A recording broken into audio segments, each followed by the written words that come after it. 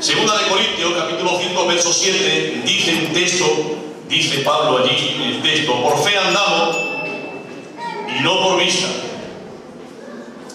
Pablo enseña: por fe andamos y no por vista. Y es que el Evangelio es un asunto de fe. El Evangelio no es un asunto de ver. El Evangelio es un asunto de fe. Tenemos que creer porque creemos, no porque vemos. Gloria a su nombre. Cuando Pablo dice que andamos por fe, no quiere decir que nosotros debemos de cerrar los ojos y empecemos a caminar, sino que quiere decir que nuestro caminar es un andar creyendo en la palabra de Dios. La fe del cristiano no es un cerrar los ojos y camino por fe con los ojos cerrados. La fe es un conocimiento de la mayor excelencia que hay. Hay conocimientos que se adquieren estudiando, pero está el conocimiento de la fe, que no es un andar ciego, es un andar por conocer lo que Dios te ha dicho, lo que Dios te ha prometido, lo que Dios te ha asegurado y lo que tú sabes que Dios va a hacer. No hay mayor conocimiento que el conocimiento de la fe, aunque no lo vemos, pero creemos. Y creemos al que nunca miente y al que siempre dice la verdad. Pablo dijo a los corintios: cuando fui a vosotros no fui con palabra de humana sabiduría, sino con demostración del Espíritu y de poder. No quiere decir Pablo que él fuera a los corintios haciendo milagros, no solamente predicando, sino haciendo señales y haciendo milagros, que a veces se ha entendido ese texto de esa manera. No quiere decir Pablo que él iba sanando a la gente para demostrar la palabra, que iba sanando y demostrando con milagros y con prodigios. Lo que quiere decir demostración del Espíritu, lo que quiere decir es que la palabra que Pablo predicaba era una palabra que llevaba implícito el poder del Espíritu Santo en ella. Amén. Y cuando la palabra de Pablo era predicada, el poder del Espíritu Santo iba acompañando la palabra.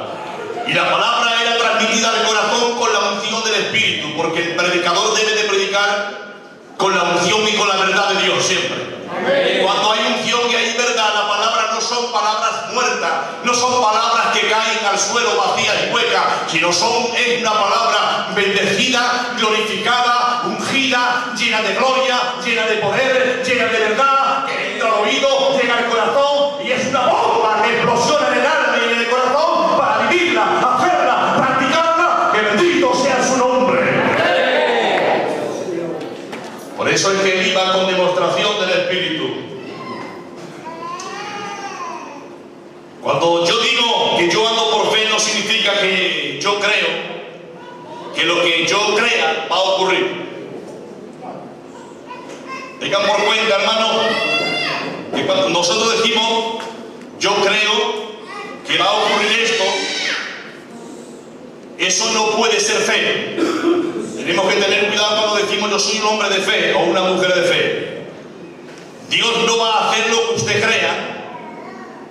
Usted tiene que creer lo que Dios va a hacer. Pero Dios no va a hacer lo que usted crea. Hay gente que cree en muchas cosas de su propio pensamiento y dice: no, yo me mantengo en fe, yo creo, pero eso no es la fe de Dios. La fe de Dios es que usted crea lo que Dios le ha dicho que Él sí va a hacer. Amén. Por eso es que hay mucha gente que se lleva fracasos, porque se mantienen creyendo lo que Dios nunca dijo. Cuando Cristo le dijo a Pedro: Pedro, echa la red a la derecha, Pedro dijo: Señor, llevo toda la noche pescando. Soy un experto en el tema de la pesca. Sé cuando se pesca y cuando no se pesca. Pero no voy a confiar en mis artimañas, no voy a confiar en mi entendimiento, no voy a confiar en lo que yo entiendo, sino que voy a echar la red en tu palabra. Amén. ¿Ven ustedes? En tu palabra yo he hecho la red. ¿Y saben qué dice la Biblia? La Biblia dice que tuvo mucha ganancia porque puso la palabra de Cristo antes que la propia experiencia.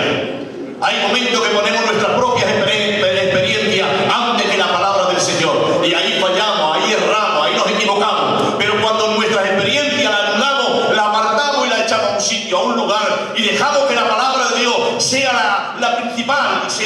sabiduría y apartamos nuestras experiencias, nuestra sabiduría, tenemos, hermano, victoria, porque estamos dejando que Él vaya delante de nosotros. Es tiempo, hermano, que apartemos nuestra sabiduría. Es tiempo que apartemos nuestras experiencias. Es tiempo de que no confiemos en nuestros años, en nuestros tiempos, en nuestras edades, en las experiencias que tenemos y en lo que hemos vivido en la vida. Es tiempo que aún nos mantengamos. Señor, soy ignorante delante de ti y yo que sé, no sé nada, solamente sé que tú lo dices y yo quiero confiar en lo que tú hablas, en lo que tú dices. Que gloria tenga el nombre del que vive para siempre. Amén. Digan amén. Amén. Es tiempo de seguir y de mantenernos confiando en la palabra. Pero cuando dijo, Pedro le dijo al Señor, Señor, manda que yo vaya a ti y que yo camine por las aguas. El Señor Jesús le dijo, ven. Y Pedro confió en ese ven. Pedro se agarró, se aferró a esa palabra de Cristo, ven. Y Pedro, pensando y creyendo la palabra que Jesús le dijo, ven, Pedro fue. Y mientras que en su mente estaba esa palabra, ven, él caminaba por las aguas. Amén. Él caminaba sin problema, porque él iba enfrentándose y mirando la palabra que Jesús le había dicho, ven. Pero cuando apartó el sentido de ese ven y puso el sentido en lo que se estaba moviendo a su alrededor, él empezó a hundirse. Venga usted, que mientras que ponemos la palabra de Dios delante, nos aferramos a su palabra, nos mantenemos creyendo, aunque hayan cosas que saltan a nuestro alrededor, aunque haya problemas y dificultades, aunque el mundo se hunda a nuestro alrededor, nosotros permanecemos caminando porque Él nos ha dicho, ven. Amén. Aleluya. Amén. Aleluya. Amén. Aleluya. Amén. Es tiempo de confiar en su palabra, es tiempo de mantenerse en su palabra. ¿Saben ustedes, hermanos, que Abraham obedeció a Dios y dijo, sacrifícame a tu hijo, y él sacrificó a su hijo? Pero le digo una cosa, Abraham nunca dudó de la palabra de Dios, siempre se mantuvo creyendo en la palabra de Dios, en esa palabra que él le había dicho, tu descendencia será como las estrellas del cielo, tu descendencia será como la arena del mar.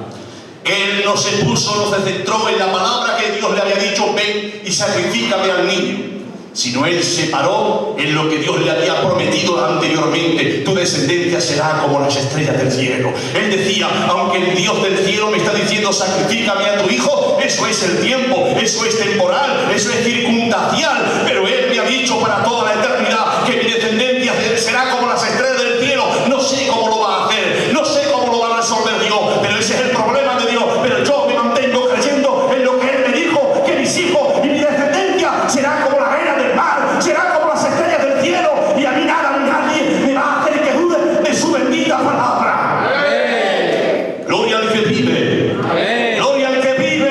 Amén. ¿Saben, hermanos? Os digo, la palabra de Dios es tan importante.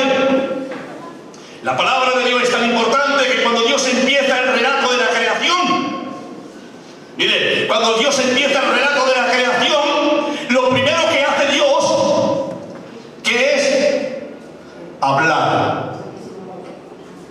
Lo primero que Dios hizo es hablar. Dice la Biblia, Dios dijo, sea la luz. Lo primero que ha hecho Dios en la creación es darle el primer lugar a su palabra. Y una vez que Dios ha hablado, ahora dice la Biblia que cuando Dios habla, la Biblia dice, y vio Dios que era bueno lo que había creado. Amén. Primero Dios habla, segundo Dios ve. Primero Dios habló y dijo, sea la luz. Segundo, Dios vio lo que había hecho y dictaminó que era bueno lo que había hecho. Porque Dios le da la primacía, el primer lugar, el honor de todas las cosas, su palabra.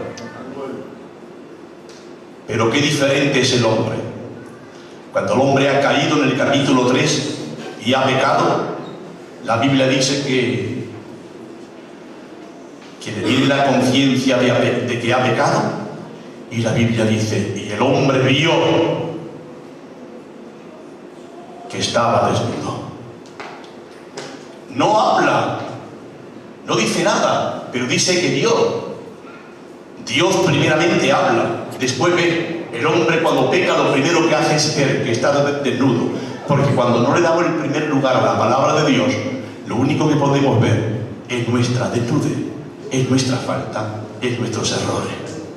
Pero Dios le viene al encuentro, Dios le sale al encuentro y empieza a decirle Dios: Adán, Adán, ¿dónde estás tú? Señor, yo tuve miedo y me escondí. ¿Saben ustedes lo que Dios pretende? Lo que Dios sabe dónde está Adán. Claro que sí. ¿Necesita Dios que alguien le diga dónde está escondido Adán? Claro que no sabe, que no necesita. Dios sabe dónde está Adán. ¿Saben ustedes lo que Dios está pretendiendo? Que Adán no diga escondido, sino que Adán hable. ¿Por qué? Porque hay tal autoridad en la palabra. Dios ha dado tal autoridad en la palabra que cuando hablamos, anulamos el pecado. Cuando hablamos, anulamos nuestros hechos. Cuando hablamos, anulamos nuestros errores. Por eso dice el Romano: si creyeres en tu corazón, pero confesares con tu boca, será salvo, será salvo, será salvo. Que gloria tenga su nombre. ¿Sabe Dios, hermano, que era pecado? Pero ahora, para contrastar el pecado, Adán debe de confesarlo. Adán debe de decir: he pecado, tengo miedo, me he escondido porque lo he hecho mal. Y eso es lo que Dios busca. Pecado, Adán, ya lo sé que has pecado, pero voy buscando que hable, porque te he dado tal la autoridad en la palabra. Por eso dice la Biblia que el hombre quedará atado por sus palabras, y de toda palabra ociosa que el hombre hable aquí en la tierra, dice la Biblia, tendrá que dar cuenta en el cielo. Por eso es, hermano, que la palabra, por eso es que la palabra tiene mucha autoridad. La palabra tiene autoridad y Dios le ha dado autoridad a usted en su palabra. Pero ahora no estamos hablando de la autoridad de la palabra del hombre, estamos hablando de la autoridad de la palabra de Dios. Gloria a su nombre. Gloria a su nombre. Nunca Jesús nunca dijo: los que tengan ojos para ver, que vean. Nunca dijo eso. Él dijo: el que tenga oído para oír, que escuche, que oiga. Porque el ver no tiene beneficio, el oír sí. Porque el oído está comunicado con el corazón. El ojo está comunicado con la mente. Pablo, Moisés, ya era anciano y tiene que sustituirlo a Josué, dejarlo a su cargo. Y al cargo de Josué se quedaban unos 3 millones de judíos. Y por el pánico le invade a Josué. Y Josué empieza a tener miedo. Y Dios le dice: no temas. La única manera de triunfar, Josué, y de resolver los problemas, es que nunca se aparte de tu boca este libro de la ley. De día y de noche meditarás en él, para guardarlo, porque entonces harás prosperar tu camino. La palabra meditar no es solamente pensar.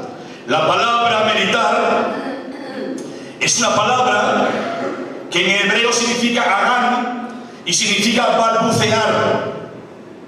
Significa hablarla, decirla, meditarla, hablarla, comunicarla. Dios le estaba diciendo a Josué: no solamente quiero que guardes tu palabra en el corazón, no solamente quiero que guardes mi palabra en el corazón, sino que la hables, que la comuniques, que la transmita. Gloria al nombre del Señor. Porque la palabra del Dios Todopoderoso nos va a guardar, nos va a bendecir, no solamente cuando la creemos y la guardamos en el corazón. La creemos, la guardamos, pero la confesamos, la comunicamos, nos mantenemos comunicando la palabra. La palabra tiene que ser como el río que proviene, pero no te lo quedas y ya está. Conforme lo recibes, lo suelta y lo comunica a los demás. Que gloria tenga el nombre del Señor. Miren, hermano, mira si es importante la palabra de Dios. Estamos introduciéndolo, Amén. Mira si es importante lo que es la palabra de Dios, que ustedes saben en el alfabeto hebreo. Voy a hablar ahora del alfabeto hebreo, no del alfabeto español. Alfabeto hebreo. Nuestra primera letra es la A. En el alfabeto hebreo la primera letra se llama Ale. Ale. Está compuesto de 3 letras. La palabra Ale es un signo, es una letra, pero para pronunciarla son 3 letras. Rápido. Ale, entre los hebreos, el origen del idioma hebreo va por símbolos. El primer símbolo es la cabeza de un toro. Es una letra muda. Es como la H de nosotros. Pero el símbolo de un toro habla de fuerza, habla de vigor, habla de fortaleza. La segunda letra, que es la L, es un bastón. Se empezó, el símbolo es un bastón. Ustedes cogen un bastón, le dan la vuelta y era una L. Un bastón. Y el bastón significa liderazgo y dirección. Porque los padres en las tribus llevaban en la vara el bastón y con el bastón dirigían. Moisés, cuando levantaba la vara, enseñaba el lugar, la dirección y el camino. Y la otra letra, el símbolo, yo voy a hablar del símbolo, es una boca. Ale tiene 3 símbolos: la cabeza de un toro, un bastón y una boca. La cabeza del toro nos está hablando de fuerza y de vigor, de liderazgo, porque en aquellos tiempos el toro era el animal más fuerte que dirigía a toda la manada. Por lo tanto, el bastón nos está hablando de pastoral, del pastor que guía, y la boca nos está hablando de palabra. ¿Qué quiere decir? La primera letra del alfabeto hebreo nos está hablando que el líder que nos pastorea por medio de la palabra de su boca. Amén. Bendito sea su nombre. Amén. Miren ustedes, si es importante lo que estamos diciendo, que la primera letra entre los hebreos, en los hebreos no hablan un idioma como todos los idiomas. Los hebreos hablan un idioma dado por Dios. Y la primera letra ya está indicando que el líder nos pastorea por medio de la palabra de su boca. Dios no tiene otra forma y otra manera de guardar, de guiar y de pastorear, sino es por medio de la palabra que sale de la boca del líder que viene pastoreando a la iglesia. ¡Gloria a Dios! ¡Gloria a Dios! Miren, hermano,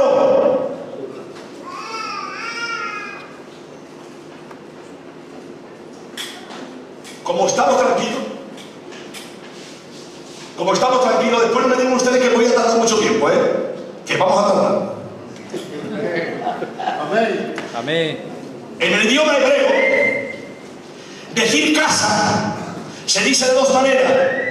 Se dice ve en la casa donde habita una familia normal.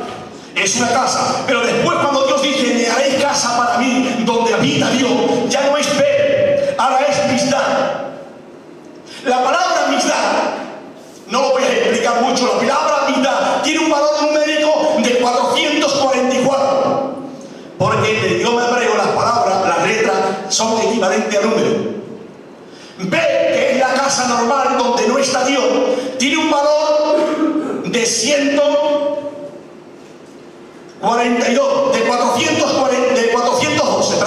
412. Faltan 32. En los hebreos solamente hay 2 letras que pueden constituir el 32, que es el número que le falta a Midrash. Es la L y la E, que dice le. ¿Saben ustedes lo que significa le en hebreo? Corazón. Pero miren, la Biblia, el Pentateuco, ustedes saben que el Génesis y termina en Deuteronomio, el Pentateuco, los 5 libros de la ley. Empieza, el Génesis empieza, en hebreo empieza Bereshit, pero nuestro idioma, para que usted entienda, empieza en la E. En el principio, empieza la primera letra, es E. Y termina en Deuteronomio, capítulo 34, en la palabra Israel. La primera letra de la ley de Dios empieza en E y termina en L. Sería Él. Pero como los hebreos leen al revés, ¿qué significa? Significa le, corazón. ¿Qué quiere decir esto?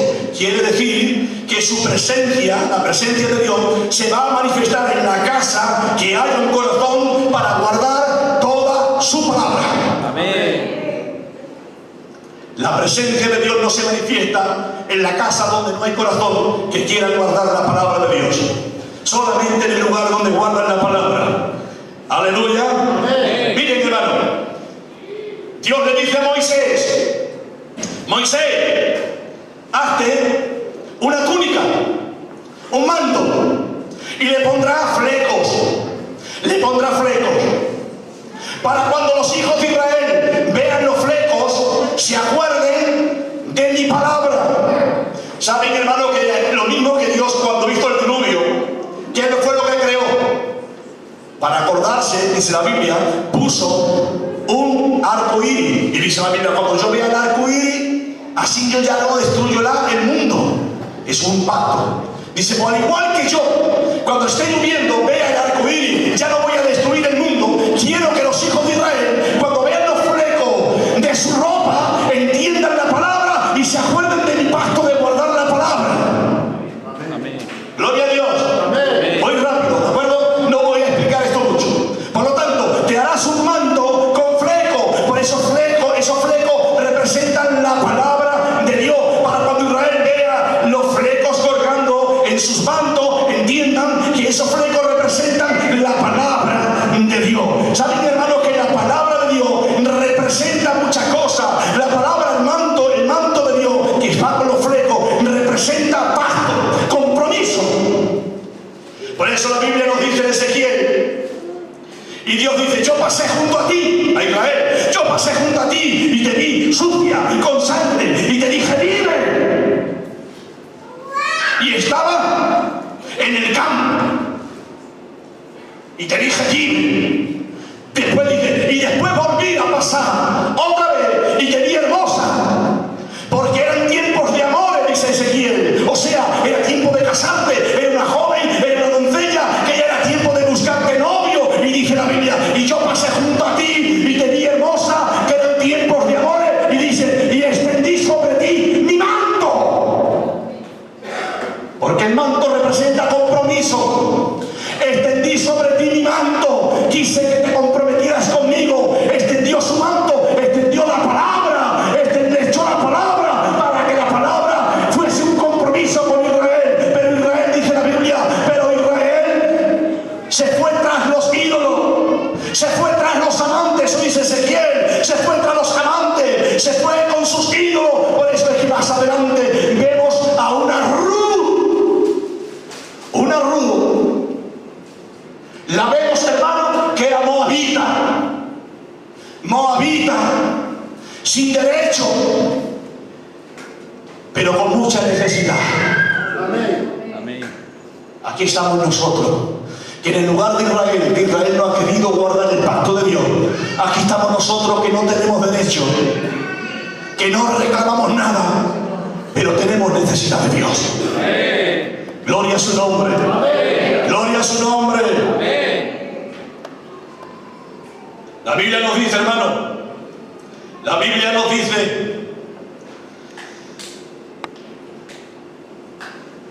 que Ruth se acostó a los pies de aquel hombre rico, y cuando este hombre se despertó, él se asombró y ella le dijo: ten piedad de tu sierva, extiende tu manto sobre mí.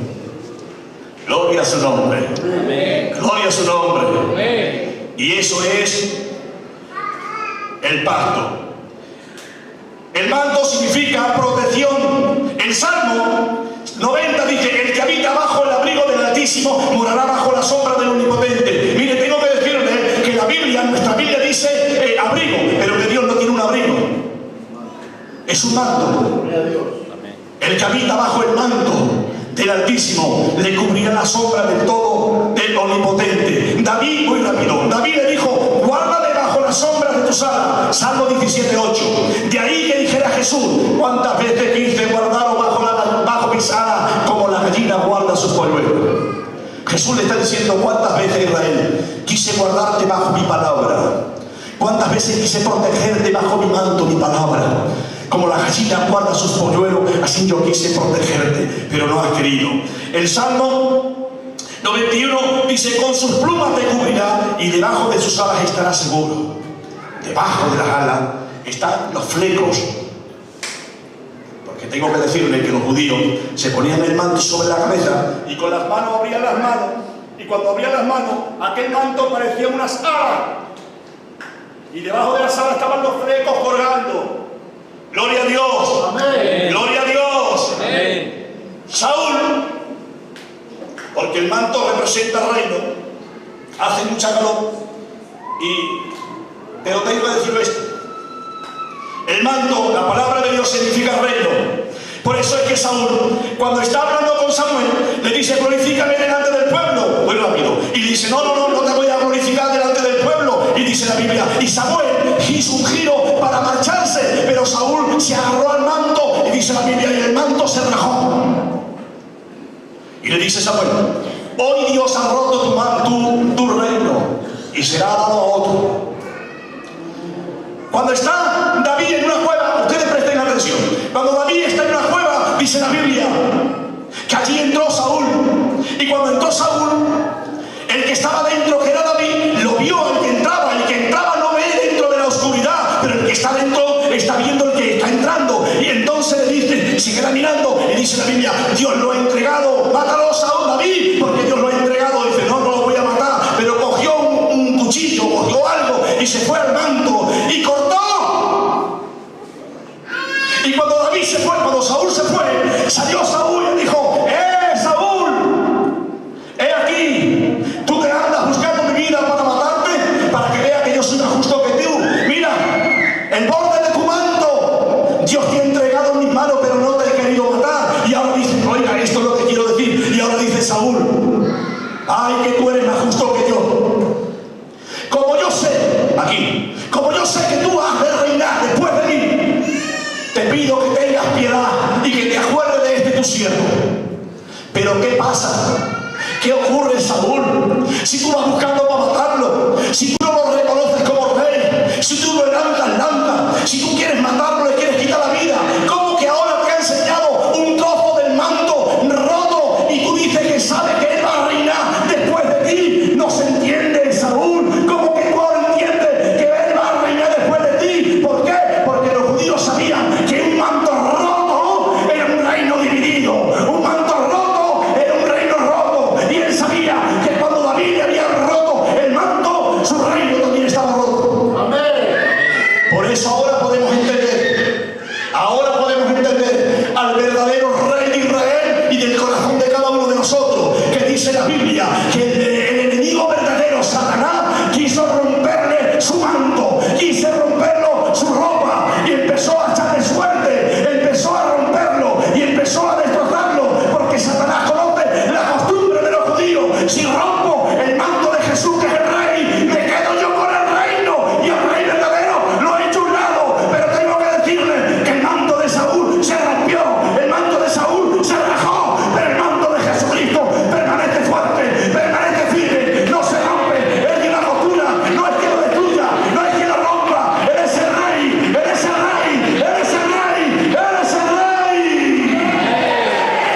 ¡Que gloria tenga su nombre! No hay quien le rompa el manto a Cristo, porque un manto entre los judíos, un manto roto, representa un reino roto. Pero a Cristo no hay quien le rompa el manto. Gloria a Dios. La Biblia dice, hermano, en Malaquías capítulo 4, verso 12: y a vosotros los que teméis su nombre, os nacerá el sol de justicia. Y sigue diciendo el texto: y bajo sus alas trae salvación. Amén. ¿Cómo que bajo de sus alas trae salvación? Imaginaros ustedes un judío con un manto puesto, que abre las manos, ¿y qué es lo que trae bajo las alas? Los flecos, que representan representan 613 preceptos que no puedo explicar por falta de tiempo. Claro, ha nacido el sol de justicia. A ustedes que creen en su nombre y bajo sus alas viene el fleco, viene la palabra. Por eso es, oigan ustedes aquí, por eso es que aquella mujer que llevaba 12 años enferma, dice, si tan solamente tocar el borde de su manto.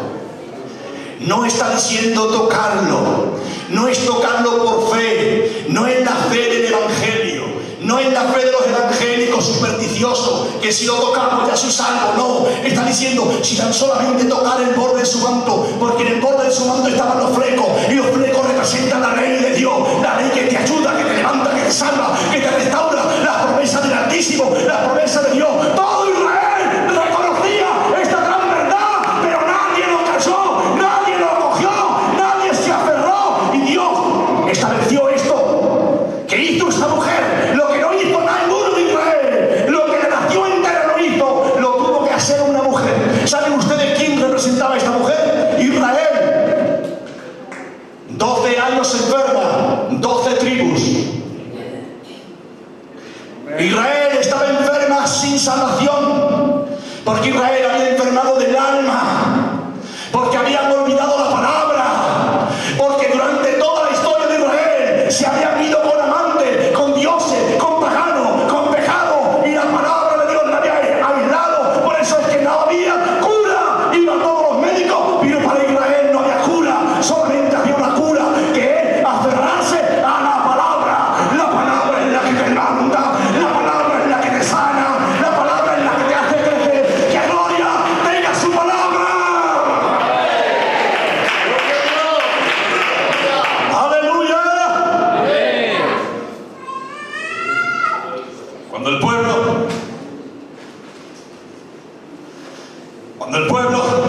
honra la palabra honra al pueblo. Cuando el pueblo honra la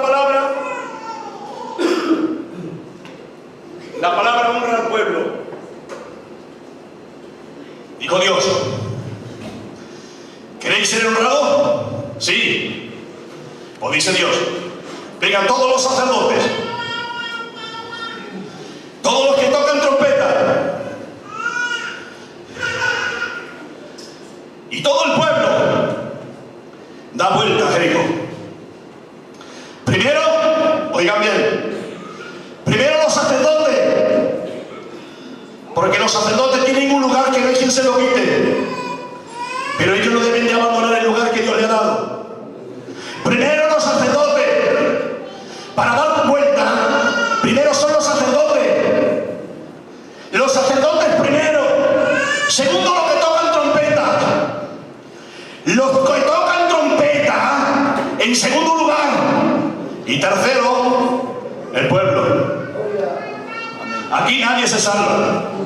Aquí delante de las obligaciones de Dios no hay nadie más grande que nadie. Aquí todos somos iguales.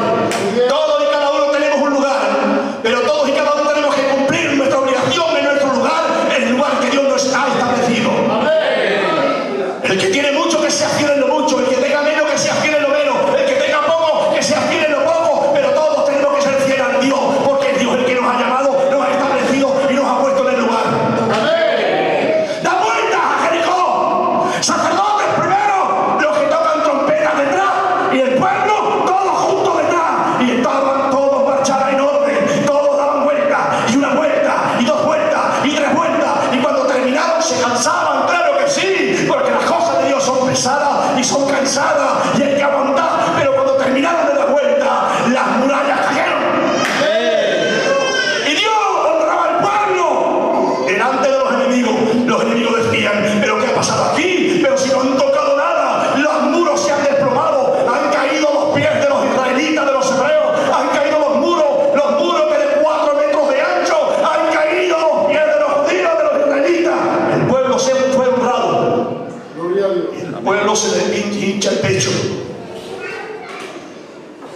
Pero ahora, dice la Biblia, pero ahora se van a Ai, a una ciudad llamada Ai, que habían 4 gatos.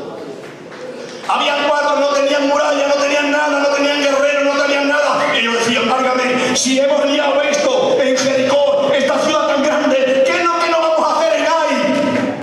Pero para la sorpresa de ellos, tienen que huir, salir corriendo de delante de los enemigos. Y yo me imagino a Israel diciendo, voy rápido y termino, me imagino a Israel diciendo, pero Señor, ¿cómo puede ser esto? Que en Jericó tú nos has honrado, en Jericó se han caído las murallas y en Ai, que es 4, hemos salido corriendo. Y Dios le podría haber dicho, claro, normal, porque en Jericó me habéis dado a mí el primer lugar y me habéis honrado. Amén. Y me habéis obedecido. Pero en Ai no vais, no camináis por fe, en Ai camináis por vista. Hay allí uno que anda entre dos aguas, no las dos aguas que toca Paco de Lucía, no, entre dos aguas, entre dos mundos, entre dos vidas. Cuando nadie lo ve, anda por vista y ve el lingote de oro y ve el manto babilónico y lo coge y se lo guarda. Y dice Dios, y si él anda por vista, para vista no hay quien me gane, ni yo soy el ojo que todo lo ve, que todo lo contempla. Gloria a Dios. Dios honra a los que le honran. Dios bendice a los que guardan la palabra. No podemos andar a media, no podemos andar entre los caminos, no podemos andar entre dos aguas, no. O somos verdaderos o no somos nada. Aquí no hay nada entre medio, no. Aquí es o no eres. No andes a media, porque los que andan a media no serán con Dios. Con Dios serán los verdaderos, los fieles, los que andan en la palabra, los que se comen la palabra, los que viven en la verdad. ¡Que gloria tenga el Señor para siempre! ¡Vive en la verdad! ¡Anda en la verdad! ¡Come de la verdad! Y dale la gloria al verdadero, porque como Él no hay otro.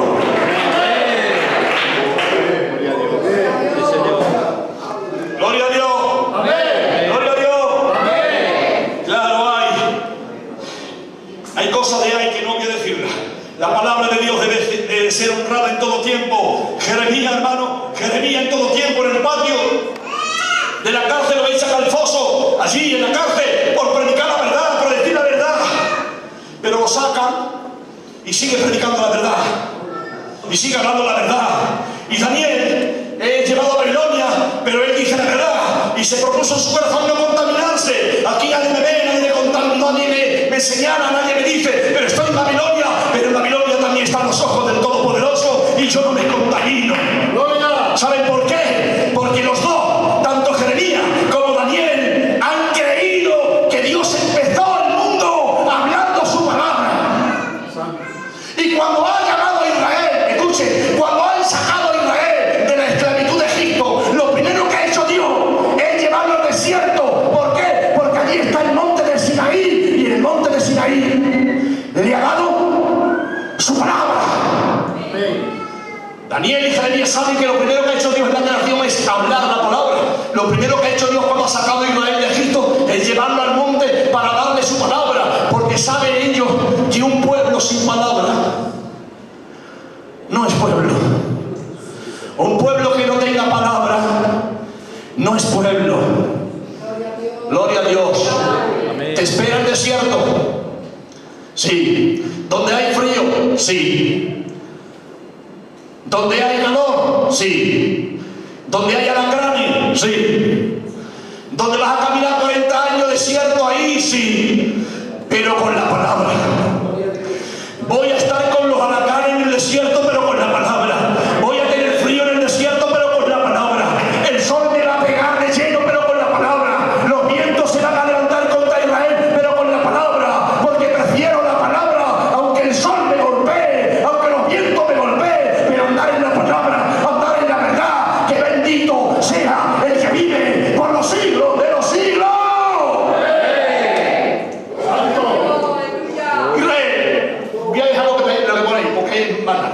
Israel no ha entendido. Israel no ha entendido. Porque si te hablo de David, cómo él amaba la palabra, pero no te lo voy a decir. Pero Israel no ha entendido. Por eso es que Jeremías lo describe, hablando de Israel, lo describe como una vasija. Una vasija en las manos de Dios. Amén. Pero que a pesar de estar en las manos de Dios se rompe. Así lo ve Jeremías. Porque Israel, a pesar de estar en las manos de Dios, no guarda la palabra. se rompen las manos de Dios, Dios no lo está maltratando, Dios no le está castigando, Dios lo ama, lo tiene en sus manos, está como una vasija acariciándolo, pero es tan débil Israel por no guardar la palabra que se rompe. No, nadie lo rompe, se rompe solo. Y es que te digo una cosa, puedes llevar 20 años en el culto, puedes llevar 3 días, puedes llevar lo que lleve, pero como no guardes la palabra, termina rompiéndote, porque nadie te va a bendecir, porque nadie te va a prosperar. Lo único que te levanta es la palabra.